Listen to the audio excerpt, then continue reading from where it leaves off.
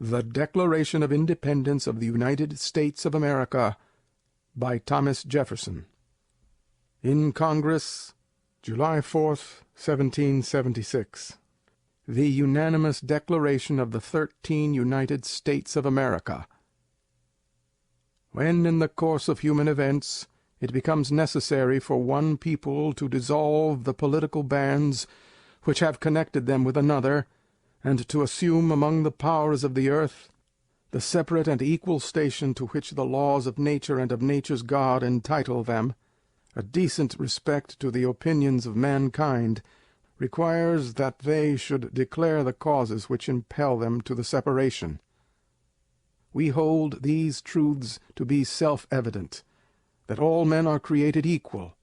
that they are endowed by their Creator with certain unalienable rights, that among these are life, liberty, and the pursuit of happiness; that to secure these rights, governments are instituted among men, deriving their just powers from the consent of the governed;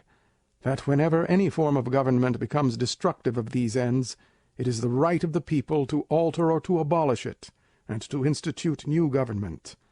laying its foundation on such principles and organizing its powers in such form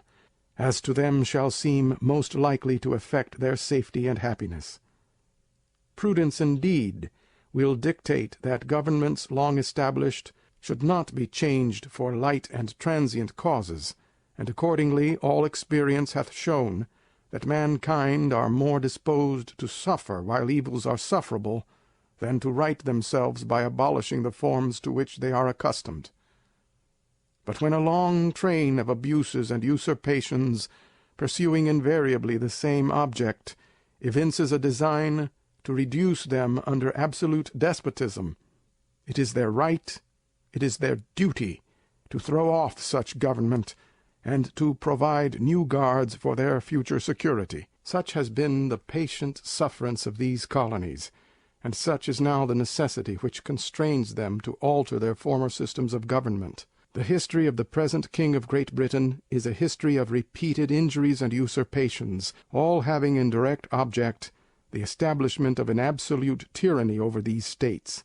To prove this, let facts be submitted to a candid world. He has refused his assent to laws the most wholesome and necessary for the public good. He has forbidden his governors to pass laws of immediate and pressing importance, unless suspended in their operation till his assent should be obtained, and when so suspended he has utterly neglected to attend to them. He has refused to pass other laws for the accommodation of large districts of people, unless these people would relinquish the right of representation in the legislature, a right inestimable to them and formidable to tyrants only.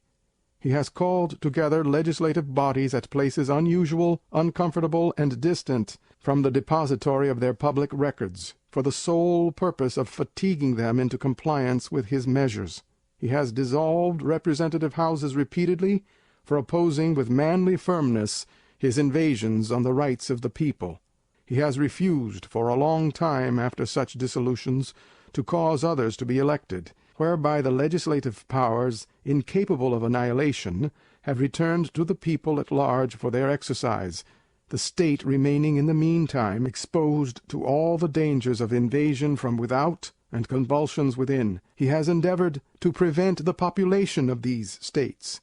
for that purpose obstructing the laws of naturalization of foreigners, refusing to pass others to encourage their migration hither, and raising the conditions of new appropriations of lands. He has obstructed the administration of justice by refusing his assent to laws for establishing judiciary powers. He has made judges dependent on his will alone for the tenure of their offices and the amount and payment of their salaries. He has erected a multitude of new offices and sent hither swarms of officers to harass our people and eat out their substance.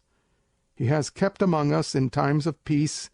standing armies without the consent of our legislatures. He has affected to render the military independent of and superior to the civil power. He has combined with others to subject us to a jurisdiction foreign to our Constitution and unacknowledged by our laws, giving his assent to their acts of pretended legislation. for quartering large bodies of armed troops among us, for protecting them by a mock trial from punishment for any murders which they should commit on the inhabitants of these states, for cutting off our trade with all parts of the world, for imposing taxes on us without our consent,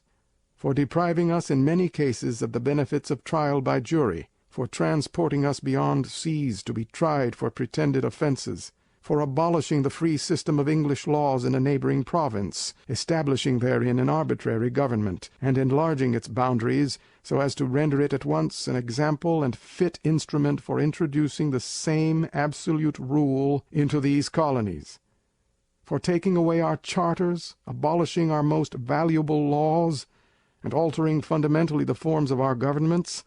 for suspending our own legislatures, and declaring themselves invested with power to legislate for us in all cases whatsoever. He has abdicated government here by declaring us out of his protection and waging war against us. He has plundered our seas, ravaged our coasts, burnt our towns, and destroyed the lives of our people. He is at this time transporting large armies of foreign mercenaries to complete the works of death, desolation, and tyranny, already begun with circumstances of cruelty and perfidy scarcely paralleled in the most barbarous ages, and totally unworthy of the head of a civilized nation. He has constrained our fellow citizens taken captive on the high seas to bear arms against their country, to become the executioners of their friends and brethren, or to fall themselves by their hands.